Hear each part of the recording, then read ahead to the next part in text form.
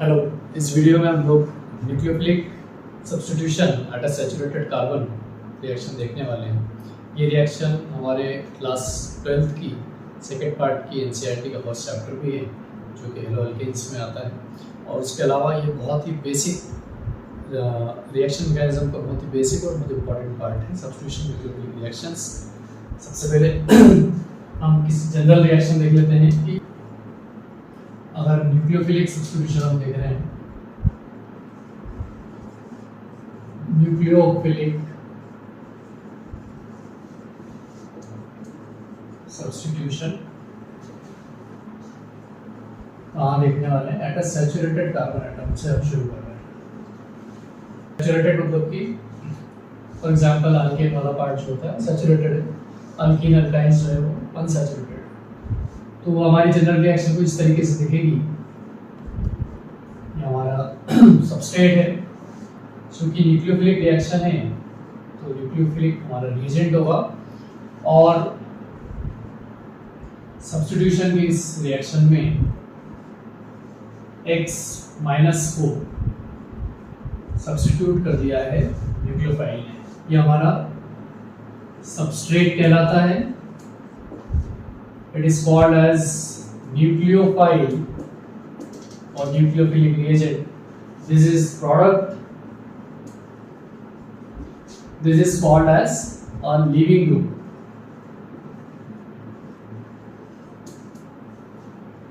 ठीक है, इसमें क्या हो रहा है?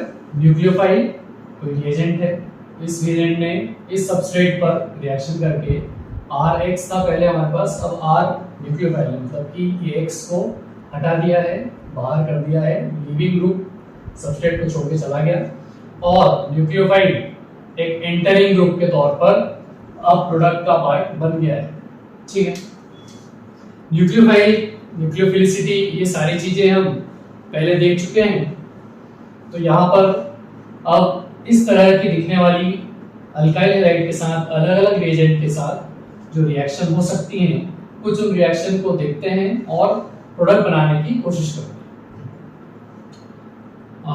कुछ रिएजेंट्स हम इस तरीके से इस तरफ लिख रहे हैं, उसमें से हमें न्यूक्लियोफाइल को पहचानना है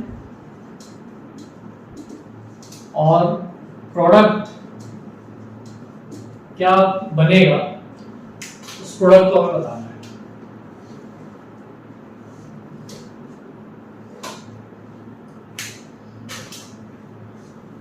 Let's say NaOH या KOH हमारा रिएजेंट है।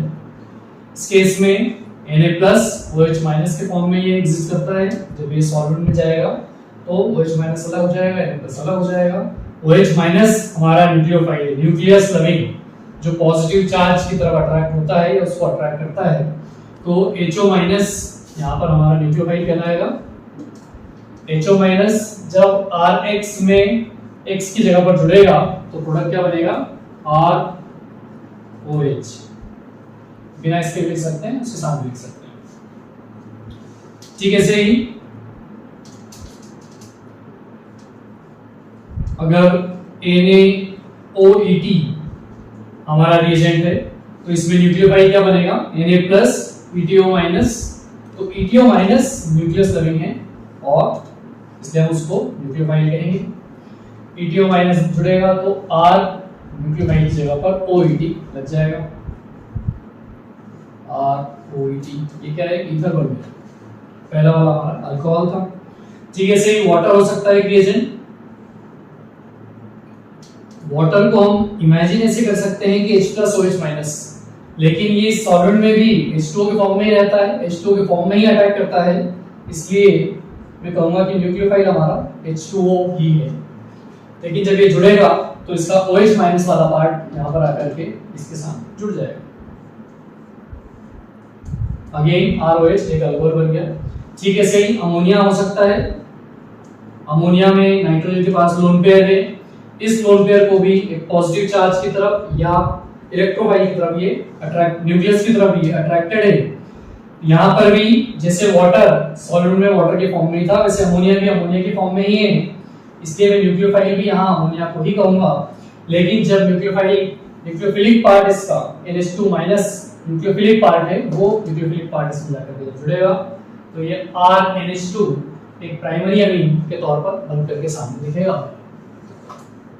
ठीक है, सही। और भी रिएजेंट हो सकते हैं, जैसे हमने प्राइमरी अमीन ले लिया, अगेन प्राइमरी अमीन खुद ही RNH2 के फॉर्म में ही हमारा न्यूक्लियोफाइल है, ये नाइट्रोजन के पास लोन पेयर है, ये जब जाकर के जुड़ेगा, चूंकि ऑलरेडी हमारे पास R हमने ले रखा है, इसलिए इसको R1 के फॉर्म में ले लेते हैं, तो अब RNH माइनस न्यूक्लियोफिलिक पार्ट रहेगा, तो इसमें जाकर के वो जुड़ जाएगा, मैं इसको लिखूंगा R1NH और R।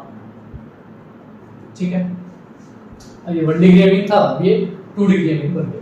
ठीक है, सही। सेकेंडरी अमीन के साथ भी रिएक्शन करा सकते हैं, लेट्स से KCN अगेन एक आयनिक सॉल्ट है, K प्लस Cn माइनस के फॉर्म में रहेगा, तो न्यूक्लियोफाइल क्या बनेगा? न्यूक्लियोफाइल है हमारा Cn माइनस। यहाँ नाइट्रोजन के पास भी लोन पेयर है, कार्बन के पास भी लोन पेयर है, कार्बन की साइड से इस पर अटैक करेगा ये कार्बन के साथ। क्यों? क्योंकि कार्बन कार्बन का जो बॉन्ड बनेगा वो एक स्ट्रॉन्गर बॉन्ड बनेगा बजाय कि कार्बन नाइट्रोजन के, तो इसलिए यहाँ पे क्या बना RCN। इसको नाइट्राइल भी कहते हैं और साइनाइड भी कहते हैं। KCN की हमने बात की, इसके बाद AgCN अगर रिएजेंट हमारा है, तो अब हमें देखने की बात है, थोड़ी सी कुछ अलग बात है जो अभी तक हम कर रहे हैं उससे।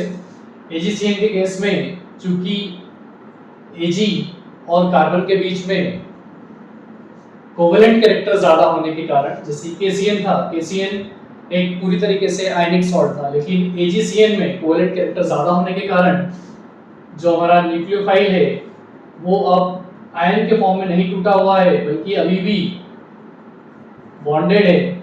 और अब चूंकि कार्बन सिल्वर के साथ बॉन्डेड है, तो जो फ्री है वो नाइट्रोजन का लोन पेयर है, इसलिए नाइट्रोजन वाली साइड से हमारा न्यूक्लियोफिलिक अटैक होकर के इस अल्काइल के साथ R के साथ ये जुड़ेगा। तो अब यहाँ पर ये RCN नहीं बन करके RNC, जो कि आइसोसाइनाइड कहलाता है। ठीक है, सही। KNO2 हो सकता है एक रिएजेंट, NO2 माइनस और K प्लस। NO2 माइनस का मतलब क्या हुआ भाई? NO2 बनाना है, NO2 माइनस, तो ऑक्सीजन के ऊपर माइनस चार्ज है, ऑक्सीजन के ऊपर माइनस चार्ज है, तो ऑक्सीजन न्यूक्लियोफिलिक ऑक्सीजन है वो अटैक करेगा इस पर, R के साथ, कार्बन के साथ ऑक्सीजन का बॉन्ड बनेगा, RO and double bond O, alkyl nitrite, alkyl nitrite कहलाता है। अगर यहाँ पर K की जगह Ag के साथ ये सॉल्ट होता, सिल्वर का सॉल्ट होता, तो अगेन कोवेलेंट कैरेक्टर ज्यादा होने के कारण Ag का बॉन्ड ऑक्सीजन के साथ है।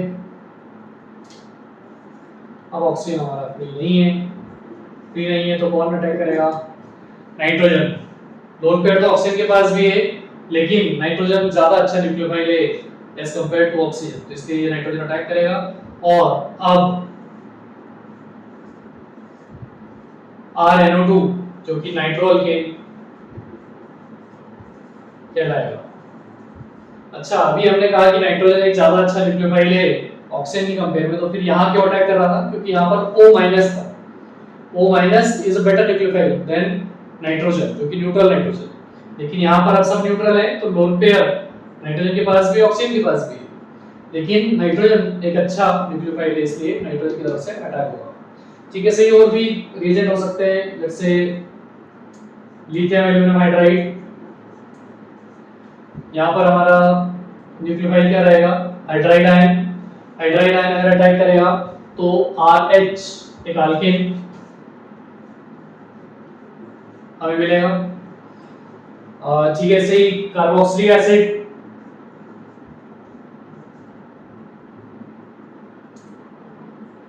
कार्बोक्सिलिक एसिड का सॉल्ट हो सकता है, RCOAG हो सकता है इससे।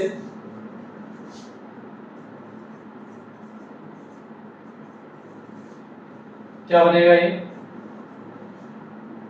चूंकि हम R ऑलरेडी ले चुके हैं इसलिए R1 के नाम से इसको लिखना पड़ेगा हमें। तो ये बनेगा R1 COOR, जो कि क्या है, एक एस्टर है। तो ठीक इस तरीके से हम न्यूक्लियोफिलिक सब्स्टिट्यूशन की रिएक्शन, कुछ बहुत ही सिंपल रिएक्शन जो है वो रिएजेंट में से न्यूक्लियोफाइल पहचान करके बना सकते हैं प्रोडक्ट की, वही प्रोडक्ट क्या बनने वाला है। और ये nucleophilic substitution saturated carbon atom पर हमने कुछ बेसिक एग्जांपल्स अल्काइल हैलाइड के साथ हमने देखे। अब हमें देखना है कि ये जो रिएक्शंस हमने लिखी हैं, रिएजेंट्स हमने लिखे हैं, ये रिएक्शन के पीछे का मैकेनिज्म क्या है, किस तरीके से ये रिएक्शन आगे की तरफ बढ़ रही है, क्या चीज है जो इसकी रेट को बढ़ाती है, क्या चीज इसकी रेट को कम करती है, कौन कौन से फैक्टर है जो इसको अफेक्ट करते हैं। तो अब हम आगे बढ़ते हैं रिएक्शन मैकेनिज्म की तरफ, न्यूक्लियोफिलिक सब्स्टिट्यूशन के रिएक्शन मैकेनिज्म की तरफ अब हम आगे बढ़ रहे हैं। न्यूक्लियोफिलिक सब्स्टिट्यूशन के मुख्यतः 3 मैकेनिज्म हम पढ़ने वाले हैं, जो कि SN2, SN1, SNI, इन 3 नाम से जाना जाएगा। एक SNNGP भी होता है लेकिन उसको कुछ लोग अलग मैकेनिज्म नहीं मानते, उसको भी हम देखेंगे जरूर। सबसे पहले इस क्रम में हम देखने वाले हैं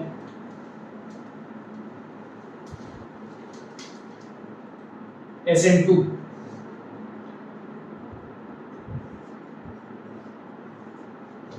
SN2 को क्या कहा जाता है भाई? सब्स्टिट्यूशन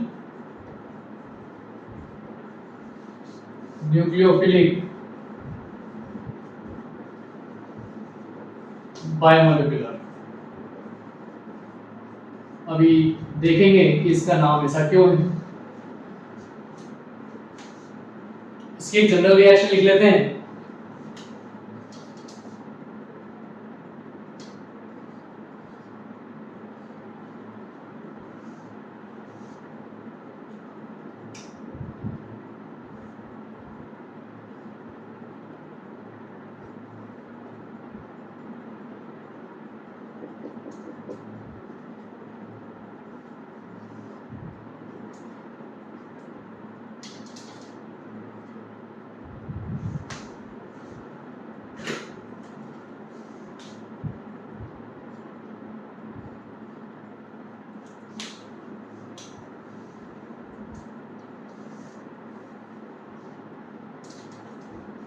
और इसके जनरल रिएक्शन का मैकेनिज्म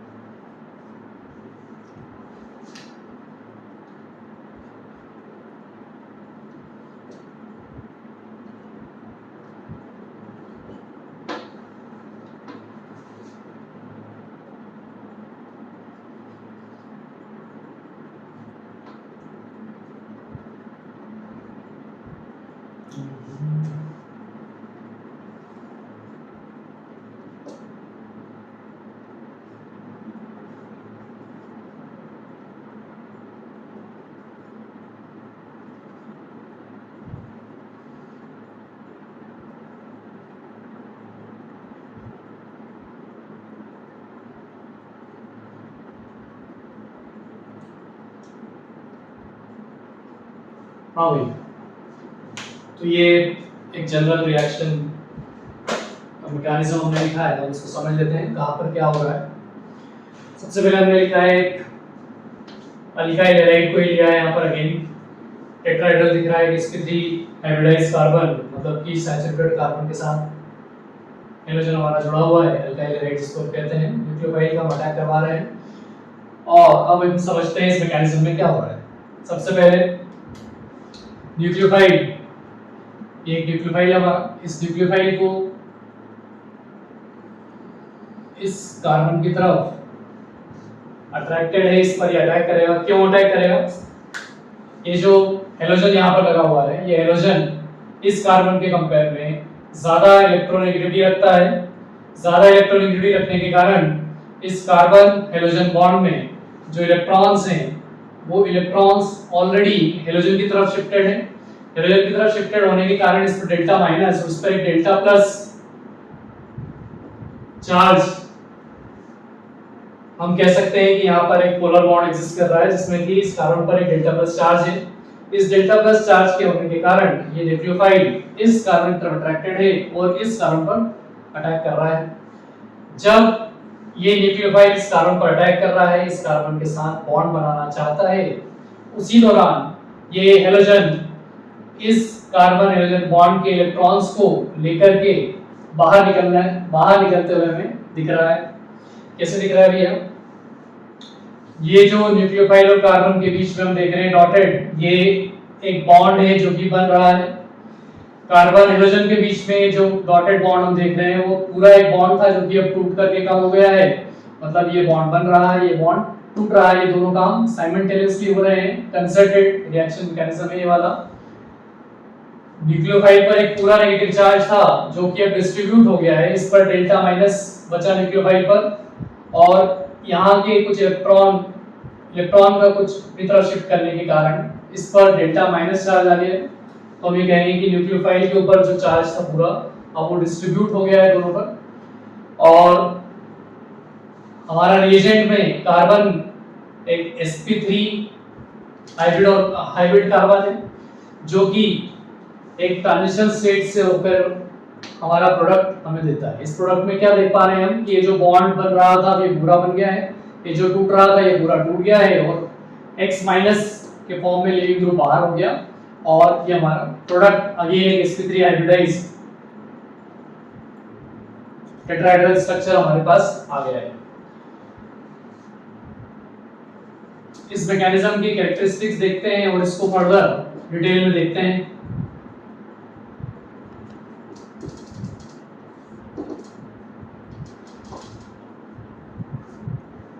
सबसे पहली बात, ये जो मैकेनिज्म हमने लिखा है ये एक ही स्टेप में हो रहा है। एक ही स्टेप में हो रहा है तो फिर ये क्या चीज है? ये ट्रांजिशन स्टेट। ट्रांजिशन स्टेट का मतलब रिएक्टेंट से प्रोडक्ट एक ही स्टेप में बन रहा है। कहां से होकर के जा रहा है? जो मोस्ट अनस्टेबल स्टेट है, जो मोस्ट अनस्टेबल स्टेट है उस रास्ते में, उसको हम ट्रांजिशन स्टेट कहते हैं। ट्रांजिशन स्टेट कहते हैं। और सिर्फ उस ट्रांजिशन स्टेट को हम दिखा रहे हैं। क्यों? क्योंकि हम समझना चाहते हैं कि रिएक्शन मैकेनिज्म में हो क्या रहा है। चूंकि मोस्ट अनस्टेबल फॉर्म है, इसको हम अलग नहीं कर सकते। ये सिर्फ एक ट्रांजिशन स्टेट है, इंटरमीडिएट नहीं।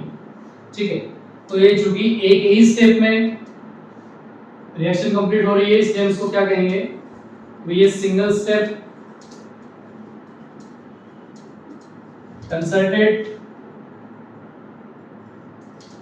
रिएक्शन है। साइमल्टेनियसली इसका इंटर हो रहा है, लिविंग ग्रुप छोड़ करके जा रहा है, दोनों काम एक साथ हो रहा है। एक ही स्टेप में हो रहा था इसलिए हमने इसको सिंगल स्टेप लिखा। एक ही स्टेप में हो रहा है इसका मतलब यही इसका जो आरडीएस है, रेट डिटरमिनिंग स्टेप है, वो यही है।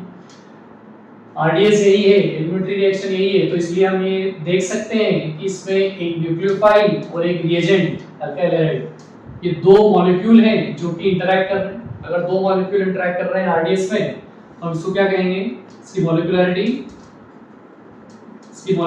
हम कहेंगे कि ये बायोमॉलिक्यूलर रिएक्शन। इसीलिए इसका नाम सब्स्टिट्यूशन न्यूक्लियोफिलिक बायोमॉलिक्यूलर है, क्योंकि न्यूक्लियोफाइल रिएक्शन शुरू कर रहा है इसलिए न्यूक्लियोफिलिक है। सब्स्टिट्यूशन, न्यूक्लियोफाइल ने हेलोजन को या लिविंग ग्रुप को सब्स्टिट्यूट कर दिया है, इसलिए सब्स्टिट्यूशन रिएक्शन है। और बायोमॉलिक्यूलर क्योंकि इसकी मॉलिक्यूलरिटी 2 है। नेक्स्ट, इस रिएक्शन की रेट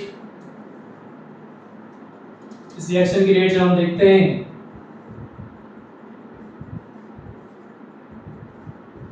तो वो न्यूक्लियोफाइल और सबस्ट्रेट जो हमारा अल्काइल हैलाइड है,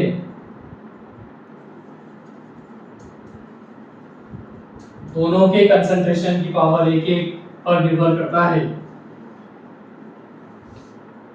इसलिए क्योंकि इसकी पावर भी 1 है, इसकी पावर भी 1 है, तो हम कह सकते हैं इसका ऑर्डर क्या है भाई? इस रिएक्शन का ऑर्डर 1+1 2 है। इस पर्टिकुलर इक्वेशन से हम ये कह सकते हैं कि अगर न्यूक्लियोफाइल का कंसंट्रेशन डबल करेंगे तो इस रिएक्शन की रेट डबल हो जाएगी, सबस्ट्रेट का कंसंट्रेशन डबल करेंगे तो इस रिएक्शन की रेट डबल हो जाएगी, किसी एक को डबल करेंगे किसी एक को हाफ करेंगे तो रिएक्शन वहीं पर रहेगी। ये सिर्फ सिंपल मैथ्स है। फर्दर कैरेक्टरिस्टिक्स देखते हैं।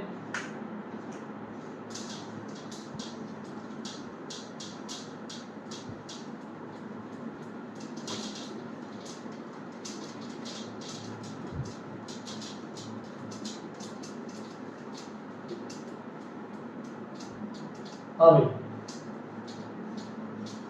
हमने मॉलिक्यूलरिटी की बात कर ली, सिंगल स्टेप रिएक्शन है, न्यूक्लियोफाइल शुरू कर रहा है। चलिए अगली बात हम ट्रांजिशन स्टेट की कर लेते हैं। क्या इस रिएक्शन में कोई इंटरमीडिएट है? क्या कोई इंटरमीडिएट नहीं है। ऑब्वियसली सिंगल स्टेप रिएक्शन होती है तो उसमें इंटरमीडिएट नहीं होता है, कोई इंटरमीडिएट नहीं है, सिर्फ एक ट्रांजिशन स्टेट है। ठीक, ट्रांजिशन स्टेट है तो इसकी एनर्जेटिक्स देख लेते हैं।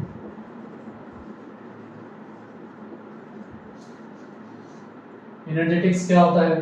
एनर्जेटिक्स रिएक्शन प्रोग्रेस को एनर्जी के साथ हम दिखाते हैं, फ्री एनर्जी भी कह सकते हैं इसको। इसका प्लॉट है ये, reaction progress nucleophile plus substrate और substrate R1 R2 R1 R2 CHX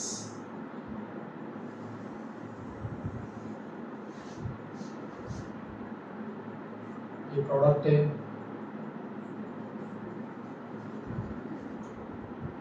plus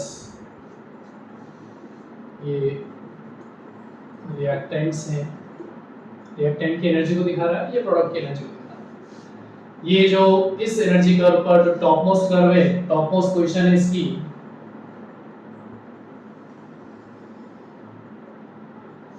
ये जो टॉप मोस्ट पोजीशन है ये पोजीशन करस्पॉन्ड करती है ट्रांजिशन स्टेट को।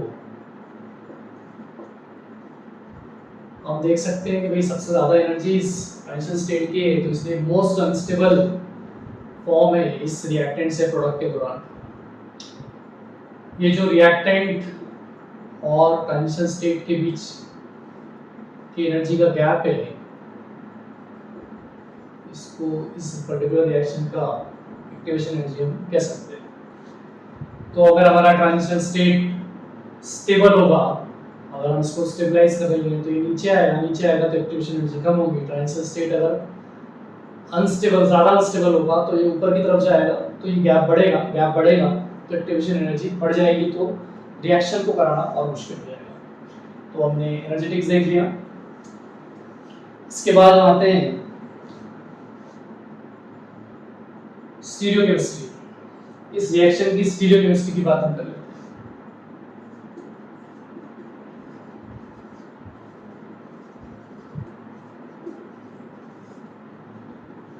स्टीरियोकेमिस्ट्री समझने के लिए हम यहाँ देख सकते हैं कि अगर इस कार्बन पर हमने तीनों ग्रुप ए और एक ग्रुप ए, चारों ग्रुप अलग अलग ग्रुप लिए, ये कायरल सेंटर हुआ तो ये ऑप्टिकली एक्टिव रिएजेंट हमारा है। इस ऑप्टिकली एक्टिव रिएजेंट के बाद प्रोडक्ट जो बन रहा है उसमें चारों चीज अलग अलग हैं, तो वो भी ऑप्टिकली एक्टिव कहलाएगा। अब इसमें हम ये कहते हैं कि भाई न्यूक्लियोफाइल ने अटैक करके इस कॉन्फ़िगरेशन को इन्वर्ट कर दिया है। कैसे इन्वर्ट कर दिया है इसको समझने के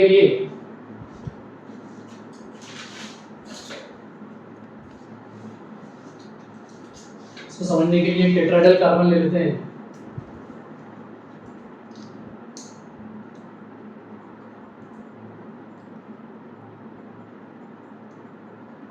से ये बीच में हमारा टेट्राहेड्रल कार्बन है, इस पे चारों ग्रुप लगे हुए हैं। ठीक है, ये जो चार ग्रुप लगे हैं, चार ग्रुप में नीचे एक पिरामिड दिख रहा है क्लियरली, और ऊपर एक और बॉन्ड दिख रहा है जो कि चारों मिलाकर के टेट्राहेड्रल स्ट्रक्चर बनाते हैं। इसमें गोल कहाँ पे क्या है, अगर आप इस पे देखेंगे, इस पर्टिकुलर पे देखिए, तो ये जो हमारा हेलोजन है आप इसको इस तरीके से समझ सकते हैं, ये जो ब्लू वाला बॉन्ड है, हमारा ब्लू वाला कैप है, ये इस हेलोजन को दिखा रहा है जो कि हमारा लिविंग ग्रुप है। न्यूक्लियोफाइल इस कार्बन पर इस बॉन्ड के पीछे से अटैक कर रहा है। पीछे से अटैक करने का मतलब क्या हुआ कि ये जो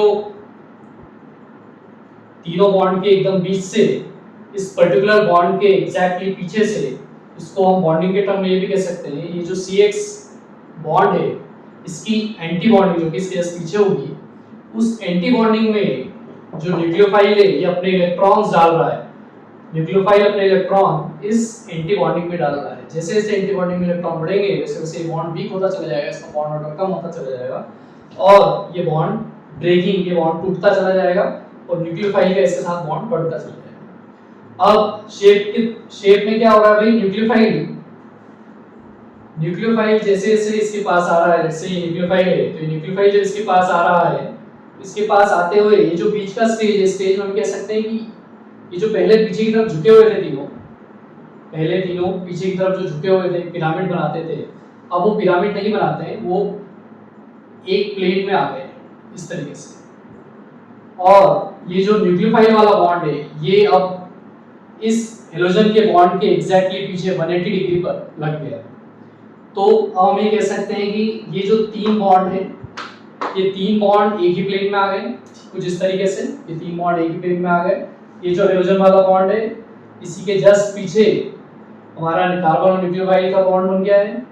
तो इसको एक ट्राइगोनल बाइपिरामिडल जैसा शेप हम कह सकते हैं, ट्राइगोनल बाइपिरामिडल जैसा शेप कह सकते हैं। तो ट्राइगोनल बाइपिरामिडल जो शेप बना, एक मिनट,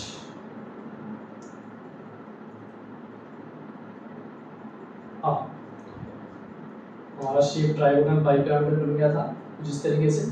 इसके बाद ये वाला जो बॉन्ड है, ये बॉन्ड निकल करके ये वाला कार्बन हाइड्रोजन बॉन्ड जो है निकल करके बाहर चला जाता है इस तरीके से, ये हाइड्रोजन बाहर, और ये जो न्यूक्लियोफाइल है ये वाला बॉन्ड पूरा इसके साथ अटैच हो जाएगा। और ये जो प्लेन में थे अब ये प्लेन में नहीं रह करके ये वाला आगे की तरफ, ये भी आगे की तरफ, और ठीक ऐसे ही ये भी कुछ इस तरीके से आगे की तरफ एक पिरामिड बनाते हुए दिखेंगे। ये तीन जो हैं आगे पिरामिड बनाते हुए दिखेंगे। तो शुरुआत कहाँ से की हमने? शुरुआत हमने की ये तीनों इस तरफ झुके हुए थे, तीनों इस तरफ झुके थे, यहाँ पर हाइड्रोजन था, यहाँ से हमारा न्यूक्लियोफाइल आया, इनको तीनों को प्लेन में करा और फाइनली अब ये तीनों इस तरफ झुक गए। तो हम इसको देखकर ये कह सकते हैं कि जिस तरीके से अम्ब्रेला बारिश में हवा के साथ इधर से पीछे की तरफ इन्वर्ट हो जाता है, ठीक ऐसे ही यहाँ पर भी ये पर्टिकुलर रिएक्शन में इस न्यूक्लियोफाइल के अटैक करने से जो रिएक्टेंट से प्रोडक्ट बना है देयर इज ए इन्वर्जन। ये आप कह सकते हैं कि अम्ब्रेला बाहर की तरफ हो गया, ऐसे पहले इस तरफ था ऐसे, अब बाहर की तरफ हो गया। तो इसलिए इसको हम ये कह रहे हैं, इसको एक टर्म दिया जाता है, क्या कहा जाता है, इसको कहा जाता है कि ये Walden inversion, Walden inversion observe हो रहा है। सीधे कह सकते हैं कन्फिगरेशन उसका उल्टा हो गया, इन्वर्ट हो गया है, तो इसलिए वॉल्डन इन्वर्जन इसको कहा जा रहा है। अब वॉल्डन इन्वर्जन जो हम कह रहे हैं इससे हमें ये भी देखना है कि क्या अगर हमें इसका डायरेक्शन ऑफ ऑप्टिकल रोटेशन पता है तो क्या हम इसका ऑप्टिकल रोटेशन की डायरेक्शन को पता लगा सकते हैं क्या? तो देखते हैं इस एग्जांपल से।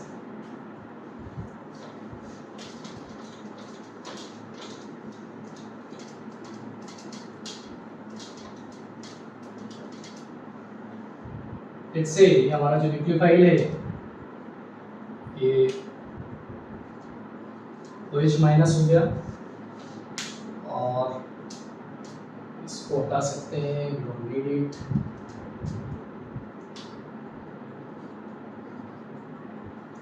OH यहाँ लग जाएगा, इससे हाइड्रोजन का नाम दे देते हैं, इनका नाम है ब्रोमाइड, ब्रोमीन, ठीक है। क्या हो रहा है, रिएक्शन हमने लिया एक एग्जांपल जिसमें कि अल्कोहल OH माइनस जो है ये एक न्यूक्लियोफाइल है और हाइड्रोलिसिस हो रहा है ब्रोमाइड का, और हाइड्रोलिसिस होकर के एक प्रोडक्ट बना। लेट्स से ये चूंकि कार्बन कार्बन है, ऑप्टिकली एक्टिव कंपाउंड है, या तो प्लस या माइनस दोनों में से कुछ इसका ऑप्टिकल रोटेशन होगा। लेट्स से इस कंपाउंड का ऑप्टिकल रोटेशन है प्लस, तो क्या मैं इस कंपाउंड का ऑप्टिकल रोटेशन बता सकता हूं? क्या ऑप्टिकल रोटेशन का मतलब कि ऑप्टिकली एक्टिव कंपाउंड से plane polarised light PPL, plane polarised light pass करते हैं तो किस डायरेक्शन में उसको रोटेट करता है, क्लॉकवाइज एंटी क्लॉकवाइज, वहां से हम इसको प्लस या माइनस कहते हैं। तो अगर ये प्लस है, ये कंपाउंड PPL को प्लस पॉजिटिव डायरेक्शन में क्लॉकवाइज डायरेक्शन में अगर घुमाता है, तो क्या इन्वर्जन होने के बाद ये कंपाउंड किस डायरेक्शन में घुमाएगा ये हम बता सकते हैं क्या? क्या मैं इसको नेगेटिव लिख सकता हूं कि इसको नेगेटिव डायरेक्शन में घुमाएगा, इसके अपोजिट डायरेक्शन में घुमाएगा, ऐसा कह सकते हैं क्या? ऐसा नहीं कह सकते। ऐसा क्यों नहीं कह सकते हैं? क्योंकि अब कंपाउंड ही चेंज हो गया है। ये Br था और ये OH। अगर इसी की जगह जो हमारा प्रोडक्ट है इसकी जगह पर अगर OH की जगह Br होता, फॉर एग्जांपल इसी कॉन्फ़िगरेशन में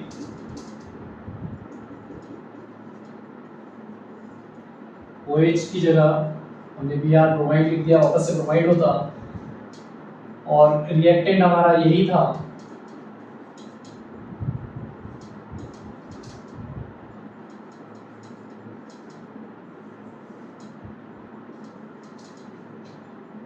तब अगर हमें पता होता है कि इसका डायरेक्शन रोटेशन का PPL का प्लस है, तब मैं इसको श्योरली कह सकता था इसका रोटेशन का डायरेक्शन माइनस है। क्यों? क्योंकि now they are mirror image of each other. हम देख सकते हैं कि ये दोनों मिरर इमेज है। इसका अर्थ ये हुआ कि न्यूक्लियोफिलिक सब्स्टिट्यूशन SN2 में वॉल्टर इन्वर्जन देखा जाता है, लेकिन हम उस वॉल्टर इन्वर्जन से अगर इसका रोटेशन प्लस है तो इसको माइनस प्रेडिक्ट नहीं कर सकते। लेकिन ये जरूर बता सकते हैं कि भाई कहाँ पर जाकर के ये जो ग्रुप हमारा लगेगा वो कहाँ लगेगा और उसका रिलेटिव कॉन्फ़िगरेशन क्या होने वाला है। तो देखते हैं कुछ एग्जांपल।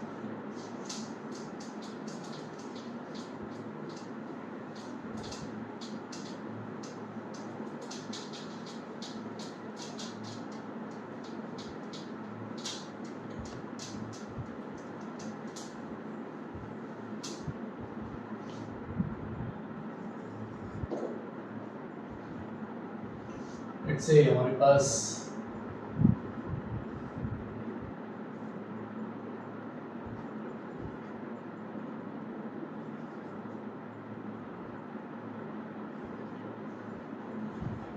पास ये कंपाउंड है और इस कंपाउंड के लिए हमने QH, अभी सिर्फ हमें समझना है कि एक SN2 रिएक्शन अगर दे रहा है और KOH हमारा रिएजेंट है, BOSO सॉल्वेंट है। सॉल्वेंट के बाद हम अभी आगे करने वाले हैं।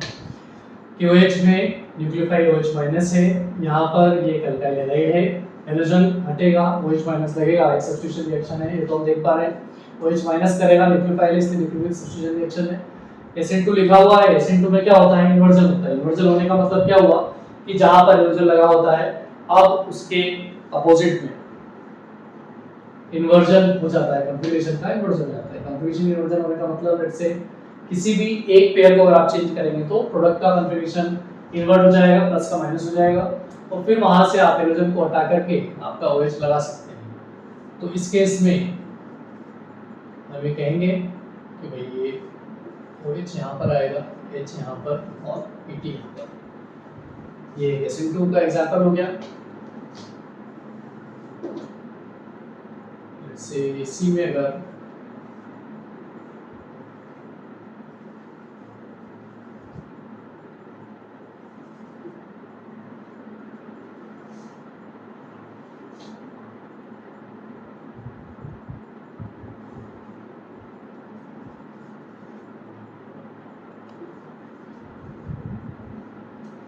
अगेन SN2 रिएक्शन है, सेम सॉल्वेंट है।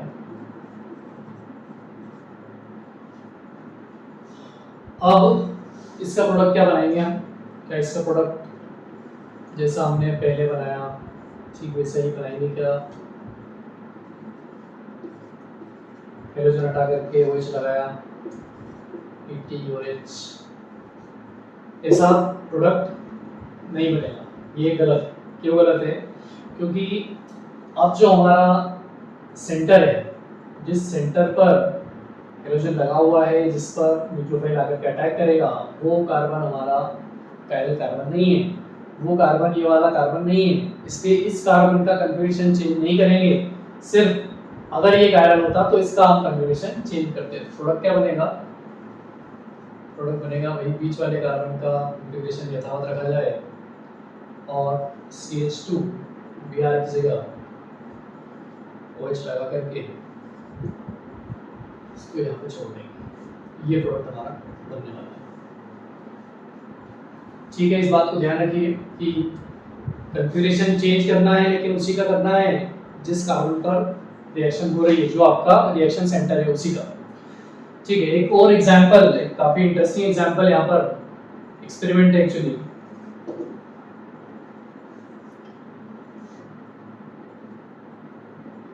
टू आयोडो ऑक्टेन में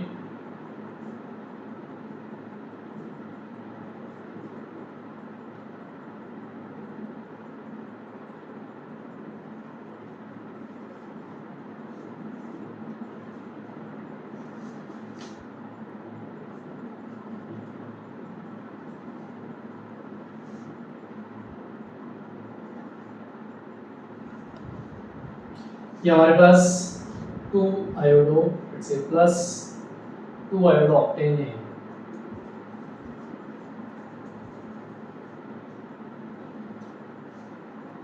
क्या ये कायरल सेंटर? बिल्कुल कायरल सेंटर है।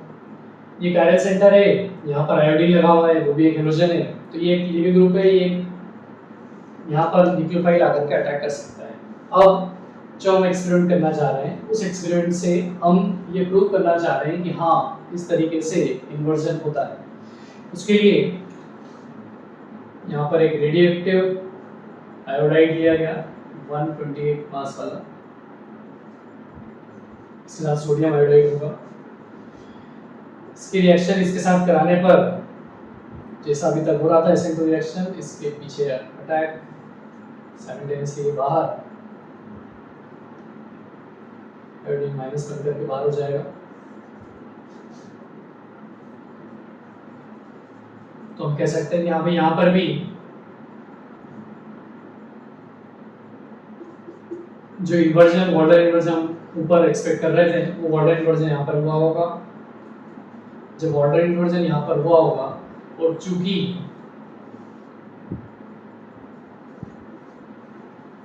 ये आयोडीन और ये आयोडीन में सिर्फ मास का फर्क है, सिर्फ आइसोटोपिक है, इसलिए अगर ये प्लस है तो मैं कह सकता हूँ कि ये भी चूंकि इन्वर्ट हो गया तो ये माइनस होगा, और दोनों का रोटेशन भी सेम अमाउंट से होगा। अगर ये प्लस x होगा तो ये माइनस x होगा।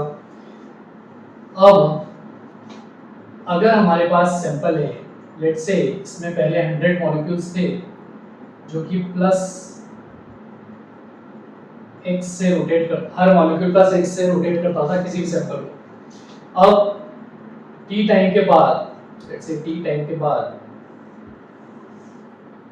इसमें 100 में से एक मॉलिक्यूल, 100 में से एक मॉलिक्यूल का इन्वर्जन हो गया, रिएक्शन हो गई, तो हमारे पास मॉलिक्यूल कितने बचे? 99 मॉलिक्यूल बचे जो कि प्लस x से रोटेट करते हैं, और एक मॉलिक्यूल है जो कि माइनस x से रोटेट करता है। इसका मतलब इस 99 प्लस x और 1 माइनस x में से हम कह सकते हैं कि रिजल्टेंट क्या हुआ? ये resultant it can be written as, ये सिर्फ 98 प्लस x के बराबर रोटेट करेगा। पहले 100x के बराबर रोटेट कर रहा था, इस माइनस x के एक ने प्लस x के एक को मिला करके न्यूट्रल कर दिया, तो बचा क्या? 98 प्लस x।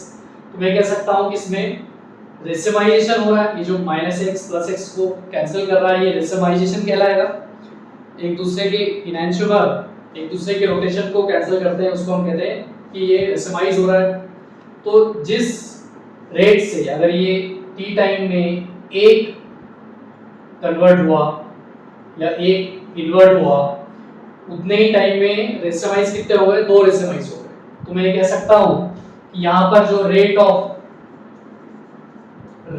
ऑफ रेसेमाइजेशन है उसमें और रेट ऑफ इन्वर्जन में क्या रिलेशन आना चाहिए, रेट ऑफ इन्वर्जन के डबल रेट ऑफ रेसेमाइजेशन आना चाहिए। हम रेट ऑफ रेसेमाइजेशन को प्रैक्टिकली यहां से निकाल सकते हैं इस 128 वाले आयोडीन का पीछा करके, और इससे हम जब रेट ऑफ इन्वर्जन यहाँ पे जो हमें रेट ऑफ इन्वर्जन मिलता है और यहाँ से जो रेट ऑफ इन्वर्जन निकल के आ रहा है वो दोनों रेट ऑफ इन्वर्जन सेम है। इसका मतलब इस रिएक्शन में जो हम वाटर इन्वर्जन एक्सपेक्ट कर रहे हैं ये एक्सपेरिमेंट उस वाटर इन्वर्जन का प्रूफ है। ठीक है, तो अब यहाँ तक हमने स्टीरियोकेमिस्ट्री की बात की। अब हम इस पर्टिकुलर रिएक्शन में जो फैक्टर्स हैं जो कि रेट को डिटरमाइन कर रहे हैं उस रेट को डिटरमाइन करने वाले फैक्टर्स की बात करें। रेट को कौन कौन डिटरमाइन करेगा, जो आरडीएस में मिल रहे होंगे, जो आरडीएस में पार्ट ले रहे होंगे।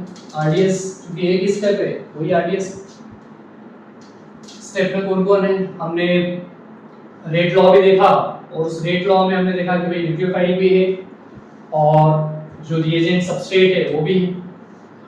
तो अगर हम फैक्टर्स देखने जाएं, फैक्टर्स अफेक्टिंग रेट,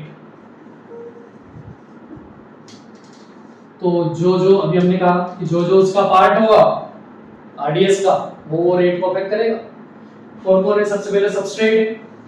सबस्ट्रेट में क्या हो रहा है रिएक्शन में, न्यूक्लियोफाइल अप्रोच कर रहा है किसको, सबस्ट्रेट को। न्यूक्लियोफाइल अगर सबस्ट्रेट को अप्रोच कर रहा है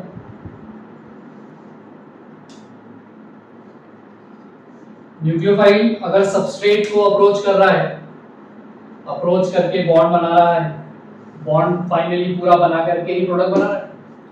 अगर अप्रोच करने में दिक्कत होगी तो उसकी रेट पर फर्क पड़ेगा। अप्रोच करने में दिक्कत कैसे हो सकती है कि अगर ये सबस्ट्रेट है, इस सबस्ट्रेट पर स्टेरिक हिंड्रेंस बढ़ जाए या ब्रांचिंग बढ़ जाए, तो पहला फैक्टर हो सकता है कि भैया जो आपका स्ट्रक्चर है इसका सबस्ट्रेट का, वो एक फैक्टर हो सकता है, स्ट्रक्चर ऑफ सबस्ट्रेट। हमने कहा कि अगर न्यूक्लियोफाइल का जो अप्रोच है से आपका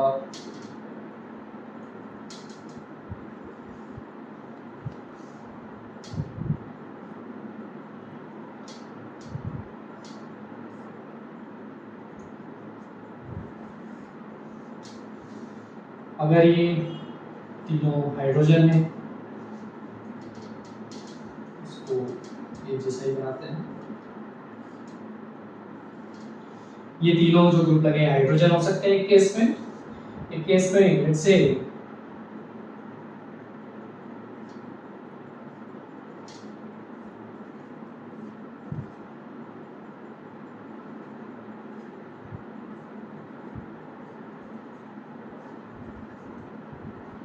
हमने दो हाइड्रोजन की जगह पर दो मिथाइल ग्रुप लगा दिए।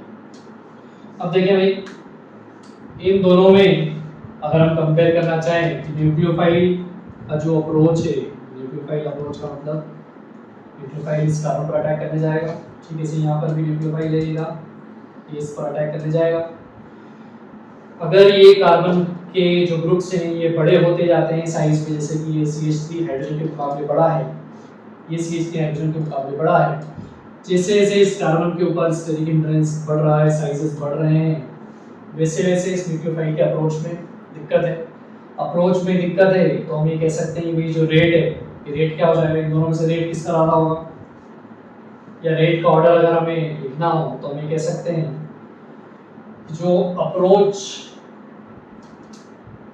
इजी होना चाहिए। तो अगर स्टेरिक हिंड्रेंस आएगा तो उसके कारण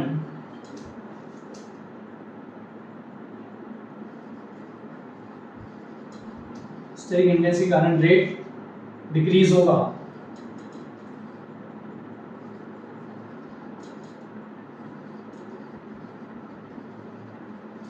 इसलिए जो रेट का ऑर्डर होना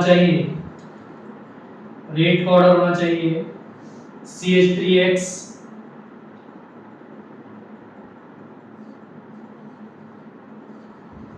CH3 CH2X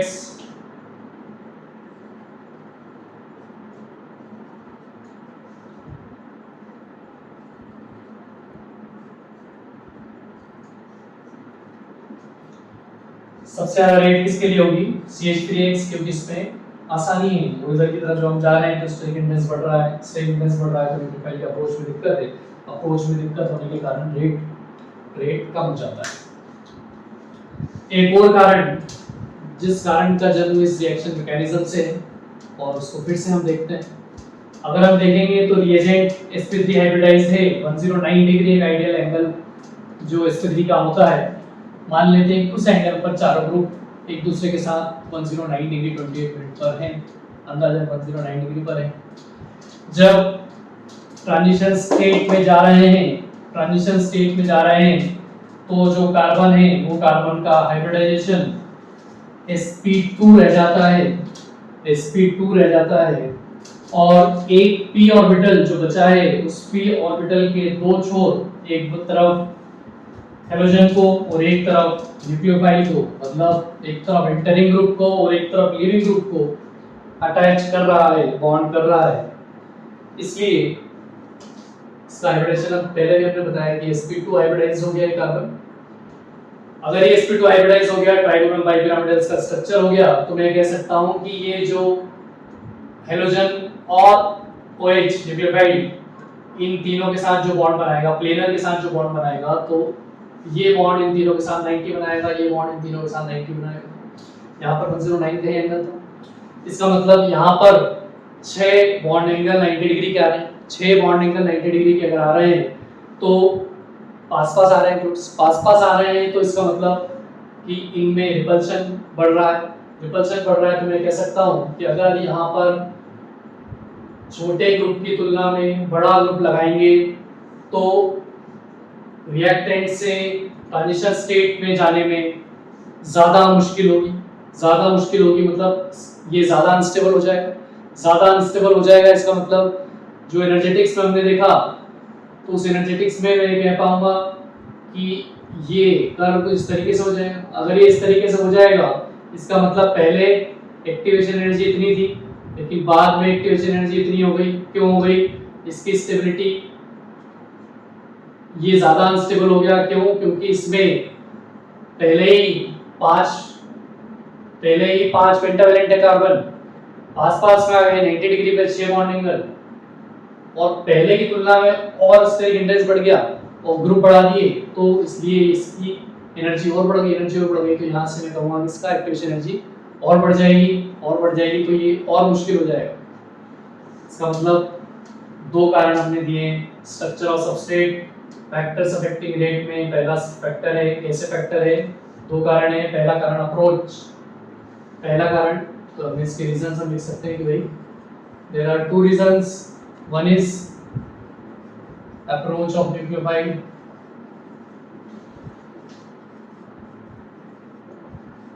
दूसरा कारण क्या बताया?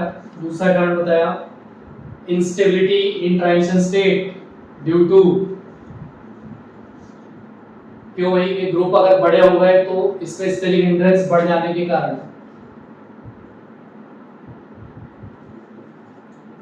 या मोर अनस्टेबल ट्रांजिशन स्टेट लिखना बेटर, मोर अनस्टेबल ट्रांजिशन स्टेट, क्योंकि ये ट्रांजिशन जो है वो sp3 से ट्राइगोनल बाइपिरामिडल पे जा रहा है, ग्रुप्स पास में। ठीक है, तो ये 2 कारण हमने स्ट्रक्चर ऑफ सबस्ट्रेट के लिए लिखे। अब यहाँ से अगर हमें कुछ अगर एग्जांपल देखने हो,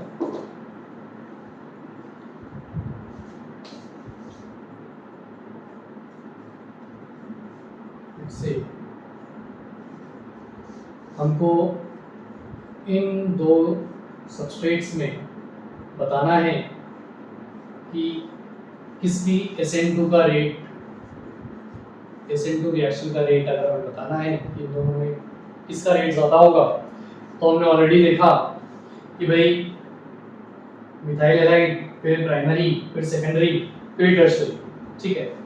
तो इसलिए इसमें ये क्या है, ये 2 डिग्री है, ये वाला क्या है, ये 1 डिग्री है। जिस कार्बन से जुड़ा है, कितने कार्बन से जुड़ा है, एक ही कार्बन से जुड़ा है, इसलिए 1 डिग्री है। तो 1 डिग्री और 2 डिग्री में क्या बताया हमने कि 1 डिग्री का रेट ज़्यादा होगा। 1 डिग्री का रेट ज़्यादा क्यों होगा, क्योंकि अभी इसमें इस कार्बन से इस कार्बन पर न्यूक्लियोफाइल को आना है जहाँ पर भी 2 बड़े ग्रुप लगे हैं, इस कार्बन पर न्यूक्लियोफाइल को आना है जहाँ पर भी केवल एक ही बड़ा ग्रुप लगा है। तो इसमें आसानी से अप्रोच इजी। एक एनसीईआरटी का सवाल है, इसमें कहा है कि भाई आप 4 ब्रोमो ब्यूटेन के जो 4 आइसोमर्स हैं उनको अरेंज कीजिए। तो ब्रोमो ब्यूटेन के 4 आइसोमर को अगर अरेंज करना है, सबसे पहले ब्रोमो ब्यूटेन बना लीजिए। 4 ब्रोमो ब्यूटेन बनाने के लिए सबसे पहले तो जो मेन हमारा मेन चेन है उसको 4 कार्बन कर दीजिए। उस पर हाइड्रोजन कहाँ आ सकता है, यहाँ आ सकता है। इससे ये बन गया एक ब्रोमो ब्यूटेन। 4 कार्बन की चेन का और कहीं आ सकता है, यहाँ आ सकता है, यहाँ भी आ सकता है। क्या यहाँ आएगा तो भी वही बात हो जाएगी, 2 ब्रोमो बन जाएगा, 1 ब्रोमो ब्यूटेन 2 ब्रोमो ब्यूटेन। अब 3 कार्बन की चेन कर लीजिए। 3 कार्बन की चेन करने के लिए इसको यहाँ पर आना पड़ेगा। अब हाइड्रोजन कहाँ आ सकता है, हाइड्रोजन यहाँ आ सकता है, इसलिए यहाँ आ गया हाइड्रोजन। हाइड्रोजन एक और जगह आ सकता है क्या, ये जो टर्शियरी कार्बन, इस कार्बन पर भी हाइड्रोजन आ सकता है।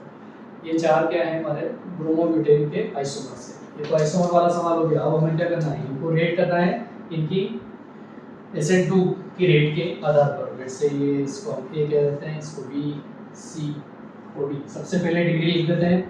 ये 1 डिग्री हैलाइड है, 1 डिग्री हैलाइड। ये कार्बन 2 कार्बन से जुड़ा हुआ है इसलिए ये 2 डिग्री हैलाइड है।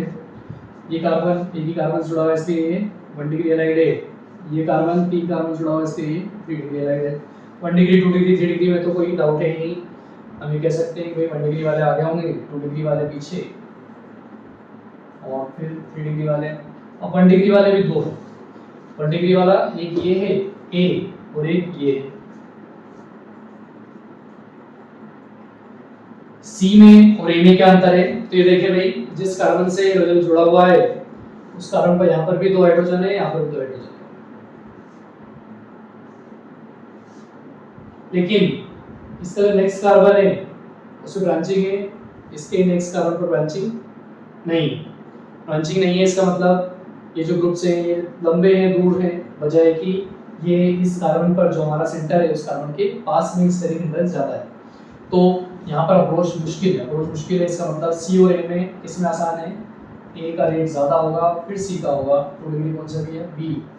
3 डिग्री कौन सा है, D। तो ये रेट ऑफ SN2 का ऑर्डर हमने लिखा। ठीक है, यहाँ तक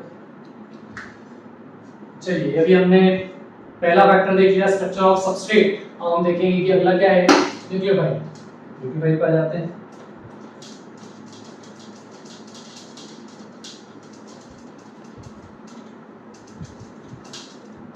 चलिए फैक्टर्स देख रहे हैं हम लोग। पहला फैक्टर हम देख चुके हैं, दूसरा फैक्टर पे आते हैं, न्यूक्लियोफाइल। अब क्लियरली चूंकि रेट लॉ में न्यूक्लियोफाइल लिखा हुआ है,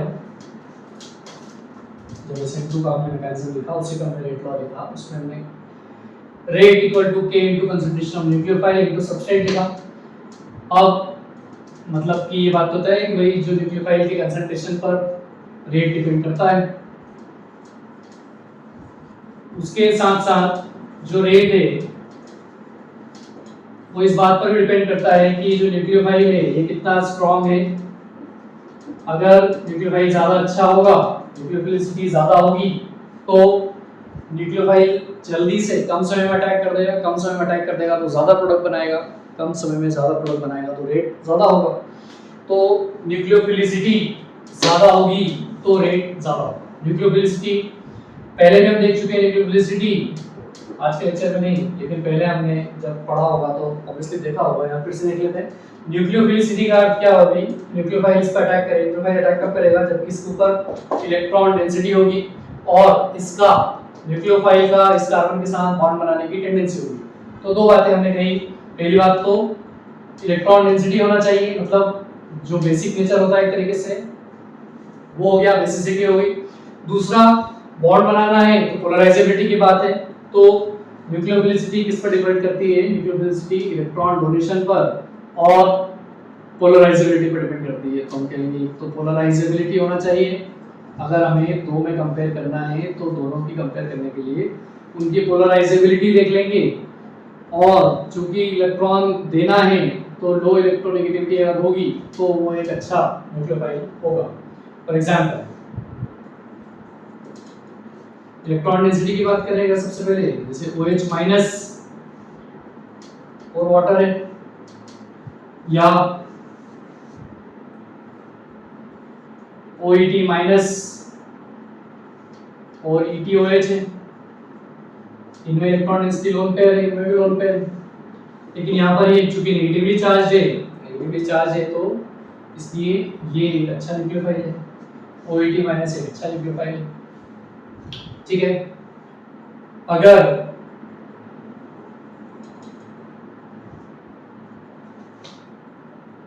फिर से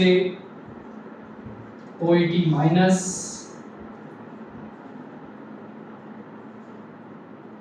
PHO माइनस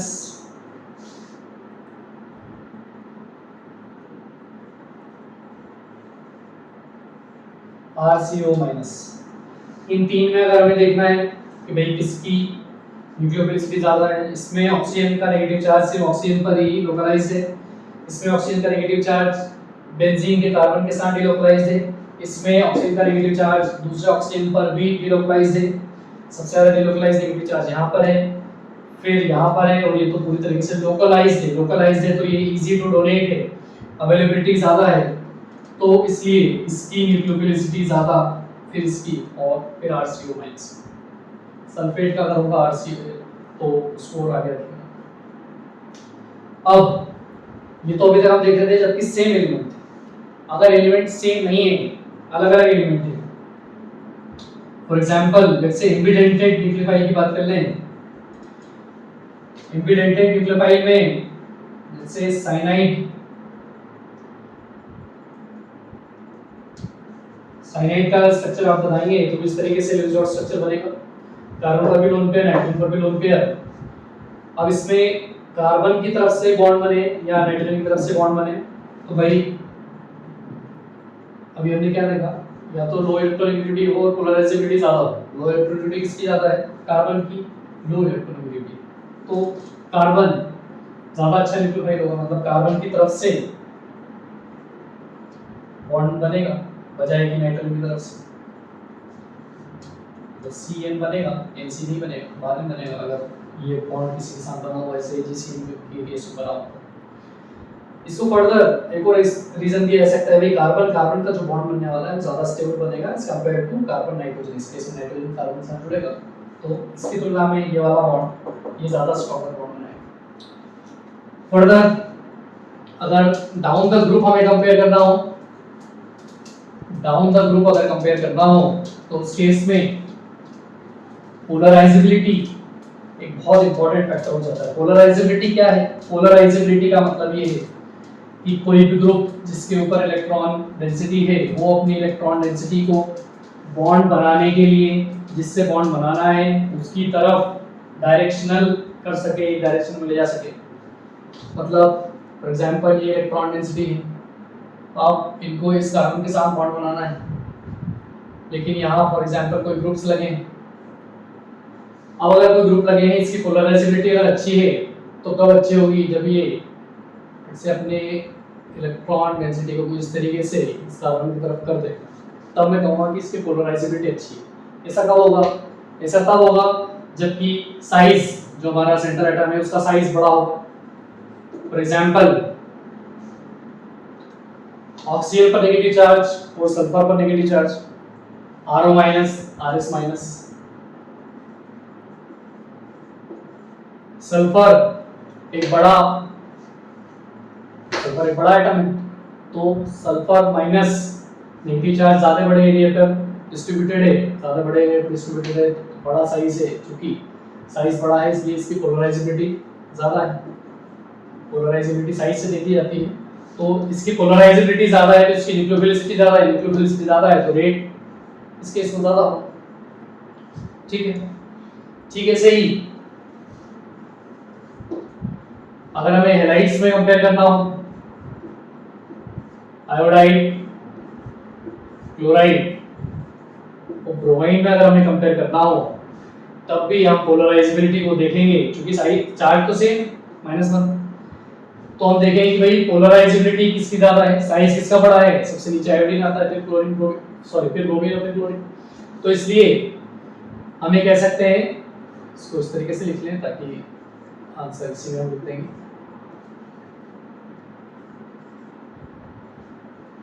सबसे बड़ा आयोडीन है, साइज बड़ा है तो पोलराइजेबिलिटी ज्यादा है, पोलराइजेबिलिटी ज्यादा है, इसलिए मैं कह सकता हूं इधर जाने पर पोलराइजेबिलिटी क्या हो रही है, पोलराइजेबिलिटी इज इंक्रीजिंग। एक और एक्सप्लेनेशन इसका बनता है, ये जो रिएक्शन हो रही है, इस रिएक्शन में जो सॉल्वेंट है वो पोलर सॉल्वेंट है, फर्दर पोलर एप्रोटिक सॉल्वेंट है, इस पर हम आएंगे, अभी पोलर एप्रोटिक पे जाने की जरूरत नहीं है, ये पोलर सॉल्वेंट। पोलर सॉल्वेंट अगर है तो इनका क्या होगा, सॉल्वेशन होगा। सॉल्वेशन क्या होता है, सॉल्वेशन किसका ज्यादा होता है, जिसकी चार्ज डेंसिटी ज्यादा होती है, चार्ज अपॉन साइज। इसका मतलब सॉल्वेशन, चार्ज तो तीनों का सेम है, सॉल्वेशन ज्यादा किसका होगा, तो मैं कहूंगा भाई साइज किसका छोटा है, क्लोरीन का।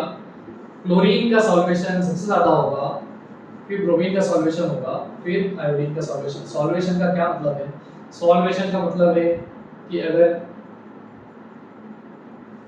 अगर ये हमारा आयन है, सही आयन है, तो इस आयन के ऊपर जो सॉल्वेंट्स हैं वो इस तरीके से अट्रैक्ट होकर के लग जाए, ऐसी मल्टीपल लेयर्स जो इस पर लगने लगेंगी अट्रैक्शन के कारण, क्योंकि ये पोलर है तो ये अपने आप को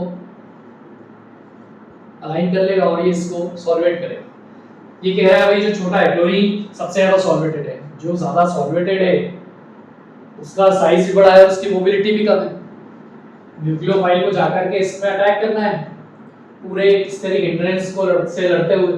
इसका मतलब यहाँ पर जिसका सॉल्वेशन ज्यादा हो चुका है उसका जाना, अटैक करना मुश्किल है। मुश्किल है मतलब न्यूक्लियोफिलिसिटी क्या हो गई, इनकी न्यूक्लियोफिलिसिटी सॉल्वेशन ज्यादा होने के कारण कम हो गई। तो यहाँ पर डबल नेगेटिव आने के कारण में डायरेक्ट ये कह सकते हैं कि जो आयन बड़ा है वो बेहतर न्यूक्लियोफाइल है, जो बड़ा आयन है वो बेहतर न्यूक्लियोफाइल है, इसलिए न्यूक्लियोफिलिसिटी का ऑर्डर ये हमने दिया। अब इसी ऑर्डर में अगर हमसे क्वेश्चन पूछा जाए, चलिए क्वेश्चन इसके फिर एक साथ ही करेंगे फर्दर। नेक्स्ट फैक्टर पे आते हैं, न्यूक्लियोफाइल के बाद फैक्टर क्या बचा, लिविंग ग्रुप।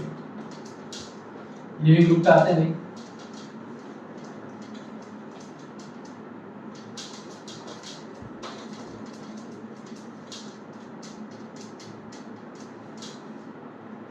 तीसरा फैक्टर, तीन तो चीज ये है उसमें, चूंकि तीनों ही जो हमारी आरडीएस है उस आरडीएस का पार्ट है, इसलिए हमें तीनों ही फैक्टर उस रिएक्शन को असर कर रहे हैं।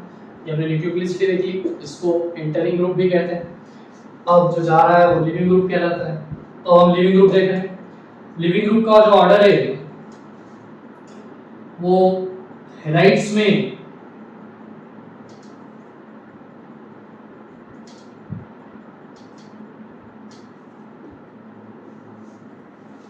आयोडाइड एक अच्छा लिविंग ग्रुप है as compare to bromide, as compare to chloride and fluoride. ऐसा क्यों है, इसके क्या रीजन है? ऑब्वियसली ये हमारा पूरा सबस्ट्रेट लिखा है हमने, इसमें अगर हमसे पूछा जाए लिविंग ग्रुप तो हम क्लियरली जानते हैं कि हम आयोडाइड, ब्रोमाइड, क्लोराइड और फ्लोराइड का ही ऑर्डर लिख रहे हैं यहाँ पर लिविंग ग्रुप का। ये लिविंग ग्रुप टेंडेंसी लिखी है हमने, लिविंग ग्रुप। रीजन क्या है? इसके दो रीजन हम समझ सकते हैं। पहला रीजन, जो नेगेटिव चार्ज लेकर के ग्रुप निकलेगा, ये ग्रुप जो निकलेगा वो ग्रुप स्टेबल होगा अगर उस चार्ज के साथ, तभी तो निकलेगा। तो पहला क्या हुआ, स्टेबिलिटी। इसकी ये जो लिविंग ग्रुप है नेगेटिव चार्ज के साथ चूंकि जा रहा है, इसलिए इसकी स्टेबिलिटी जितनी ज्यादा होगी उतना अच्छा लिविंग ग्रुप होगा। स्टेबिलिटी को कैसे देखेंगे? स्टेबिलिटी को हम कह सकते हैं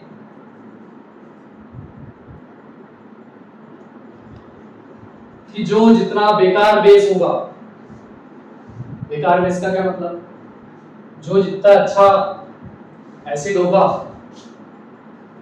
HX H plus X minus, जो जितना अच्छा एसिड होगा वो उतना फॉरवर्ड जाएगा, ठीक है, और जो जितना अच्छा बेस होगा वो बैकवर्ड आ जाएगा। हमें आगे की तरफ जाना है तो हम क्या करेंगे, बेकार बेस होना चाहिए। बेकार बेस होगा तो क्या करेगा, इसके साथ रिएक्ट करके इधर नहीं आएगा, तो जिसकी बेसिसिटी कम हो,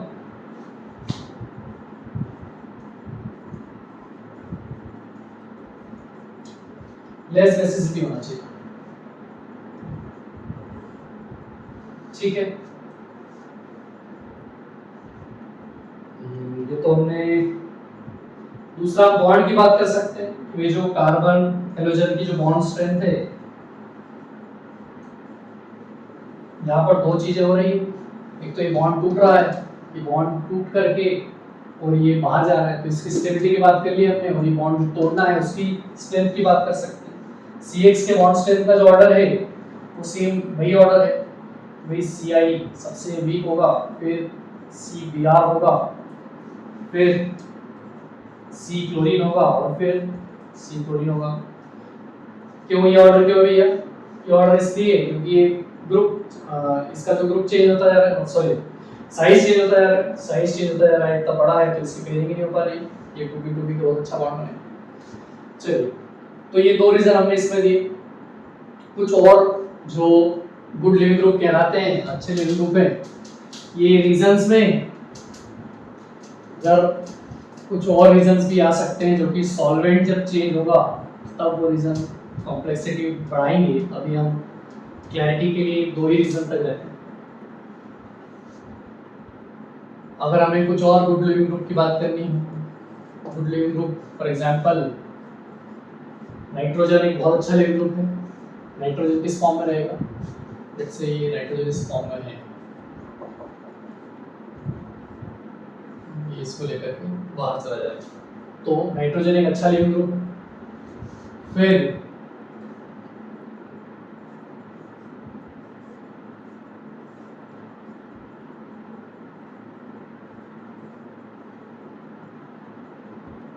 टोसाइलेट आयन, टोसाइलेट एक अच्छा लिविंग ग्रुप है, ठीक है। ऐसे ही ट्रिपलेट,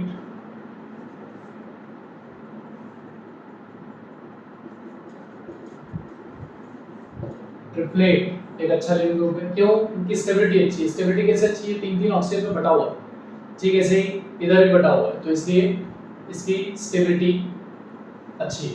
अगर स्टेबिलिटी अच्छी है तो ये अच्छा लिविंग ग्रुप है। नाइट्रोजन तो गैस भी है और साथ साथ न्यूट्रल भी है। गैस होने के कारण ये क्या करेगा, गैस अगर है तो इस सिस्टम की एंट्रोपी भी बढ़ाए, गैस निकलेगी तो एंट्रोपी भी बढ़ रही है और स्टेबल भी है, तो दोनों ही कारण से बहुत अच्छा लिविंग ग्रुप नाइट्रोजन बन जाता है। चलिए, तीन फैक्टर की हमने बात कर ली है।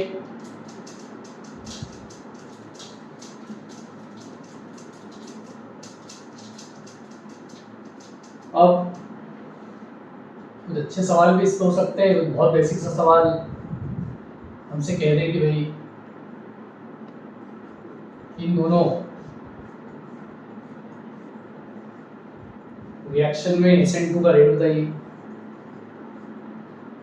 तो हम क्लियरली कहेंगे न्यूक्लियोफाइड्स अगर सेम है तो हमें सिर्फ ये देखना है कि सबस्ट्रेट भी सेम, सबस्ट्रेट सेम है तो सिर्फ लिविंग ग्रुप की टेंडेंसी जिसकी ज़्यादा अच्छी होगी उसका SN2 का रेट ज़्यादा होगा, ठीक है। और हमने दो बातें देखी, आयोडाइड लिविंग ग्रुप भी बहुत अच्छा है और न्यूक्लियोफिलिसिटी में भी इस ग्रुप में आयोडाइड लीव पर आया था। इसका मतलब क्या हुआ एक इंपॉर्टेंट बात हम यहाँ पे करना चाह रहे हैं कि भाई आयोडाइन इज बोथ क्या बोथ गुड न्यूक्लियोफाइल, न्यूक्लियोफाइल को एंटरिंग ग्रुप भी कहते हैं,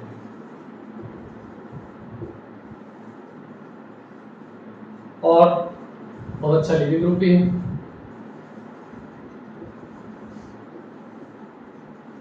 ऐसी एंटिटी को क्या बोलते हैं जो एंटिटी किसी रिएक्शन में जल्दी से एंटर भी कर जाए और बाहर भी आ जाए, इसको हम कैटलिस्ट बोलते हैं। आयोडाइड भी एक न्यूक्लियोफाइल के तौर पे कैटलिसिस का काम करता है। कैटलिसिस क्या करता है? रिएक्शन की स्पीड को बढ़ाता है। फॉर एग्जांपल, अगर हमें हाइड्रोलिसिस करना हो,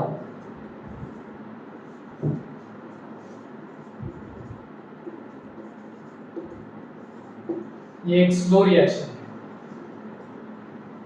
स्लो रिएक्शन को अगर हमें पास करना है, क्या करेंगे?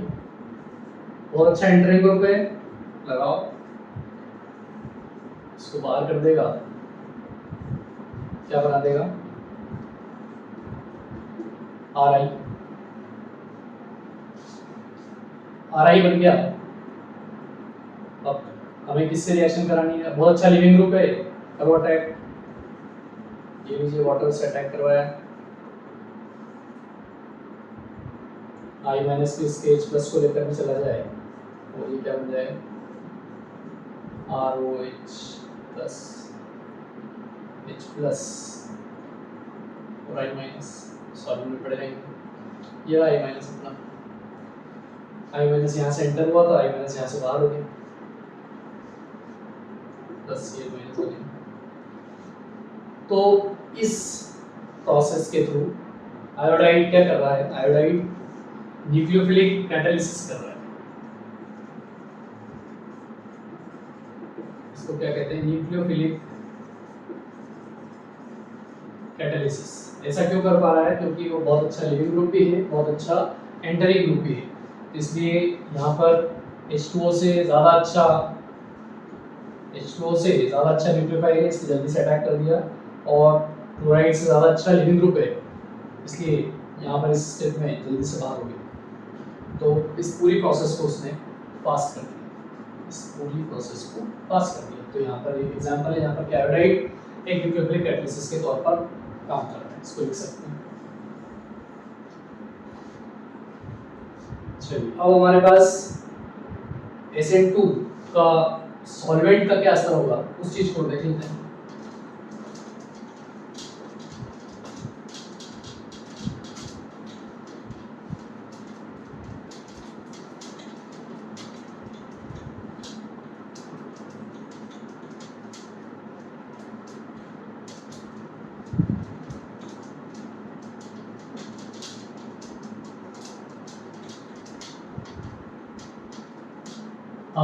Effect of solvent.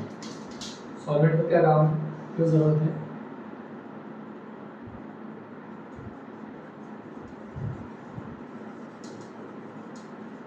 जरूरत ये है कि जो रिएजेंट मतलब कि न्यूक्लियोफाइल और हमारा सबस्ट्रेट, इनको आपस में मिलाना है, इंटरेक्ट कराना है, डिसॉल्व करना पड़ेगा इनको, उसके लिए सॉल्वेंट चाहिए। चूंकि हमारा न्यूक्लियोफाइल या तो हमने नेगेटिवली लिया है, नेगेटिवली चार्ज मोस्टली SN2 पे है, या फिर कुछ लोन पेयर कंटेनिंग भी है। नेगेटिवली चार्ज न्यूक्लियोफाइल को अगर डिसॉल्व करना है तो इसके लिए सॉल्वेंट का पोलर होना तो जरूरी है। इसका मतलब क्या हुआ कि हमारा सॉल्वेंट पोलर होना चाहिए। अगर पोलर प्रोटिक सॉल्वेंट है, पोलर प्रोटिक मतलब कि इसमें जो H प्लस दे पाए, या हाइड्रोक्सिलेटिंग सॉल्वेंट भी कह सकते हैं।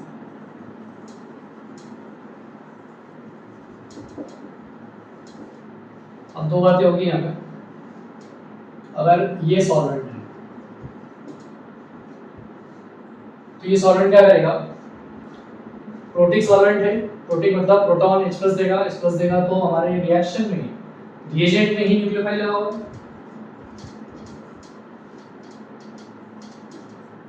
न्यूक्लियोफाइल रिएजेंट में ही लगा हुआ है, और ये जो चार्ज है नेगेटिवली चार्ज, ये चार्ज डिस्ट्रीब्यूटेड फॉर्म में है। अगर ये डिस्ट्रीब्यूटेड फॉर्म में है हमारे ट्रांजिशन स्टेट में, तो मैं कह सकता हूँ यार कि अगर प्रोटिक सॉल्वेंट होगा तो इसी को बहुत सारा डिसॉल्व कर देगा, इसको बहुत सारा डिसॉल्व कर देगा, तो इसकी इफेक्टिवनेस को क्या कर देगा, खत्म कर देगा। तो पोलर प्रोटिक सॉल्वेंट अगर आपने ले लिया तो इफेक्टिवनेस ऑफ न्यूक्लियोफाइल क्या हो जाएगी, डिक्रीज, खत्म हो जाएगी। अगर पोलैरिटी बढ़ाते हैं अपन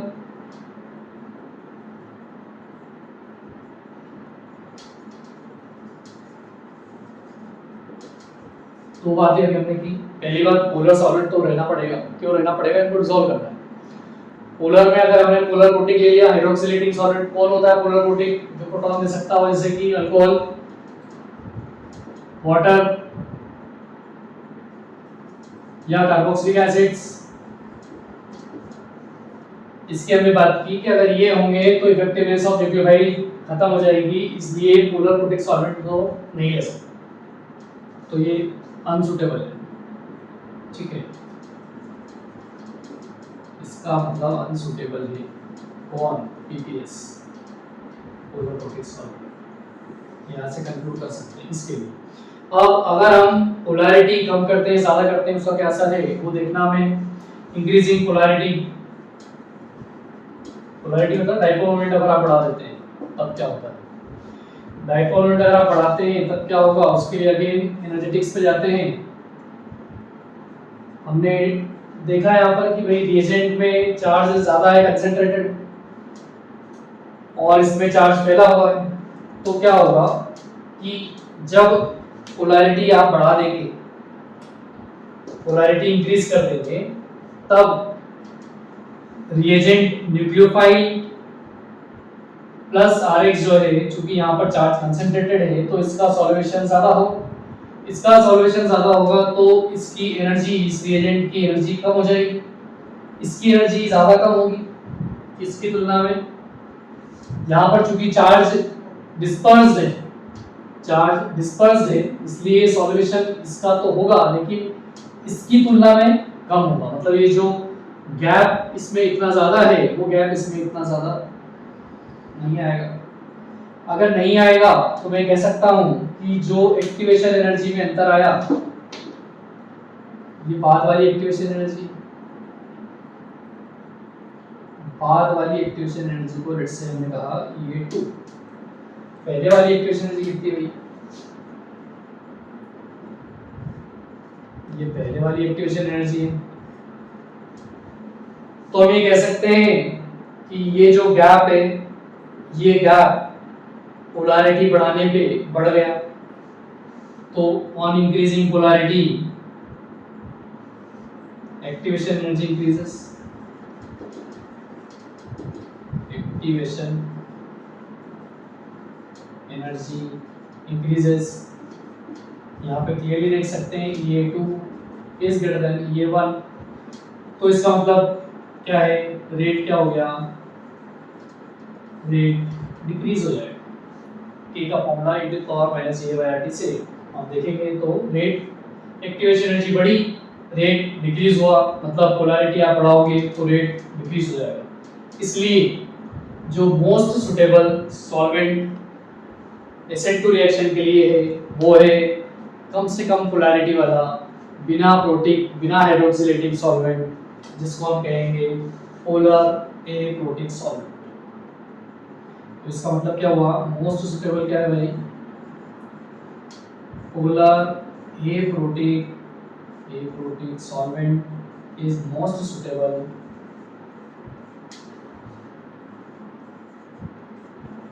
कौन होते हैं पोलर एप्रोटिक सॉल्वेंट, जैसे कि डाइमिथाइल सल्फोक्साइड, जिसको DMSO कहते हैं, डाइमिथाइल सल्फोक्साइड, डाइमिथाइल सल्फोक्साइड, ठीक है। DMF A9 dimethyl formamide, acetone भी लिख सकते हैं।